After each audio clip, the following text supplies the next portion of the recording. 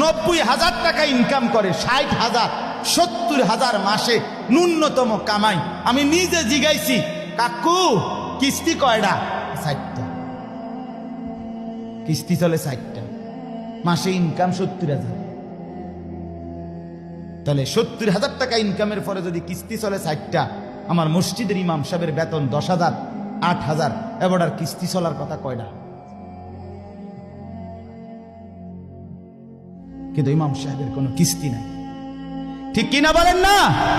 ইমাম সাহেব কিস্তিও নেয় না, এশার নামাজের পরে ফজর পর্যন্ত চুরিও করে না, ডাকাতিও করে না। বেটা মালিকের ঘরে সেজদা করে, আল্লাহর ঘরের গোলামি করে, খোদার 30 দিন 10,000 টাকা দিয়ে বউ বাচ্চা নিয়ে ইজ্জতের সাথে হাসি মুখে ধোয়া সাদা পরিষ্কার পায়জামা পাঞ্জাবি পরে আল্লাহর জিন্দিগি, আল্লাহর দুনিয়ায় জিন্দিগি কাটায় ফেলে।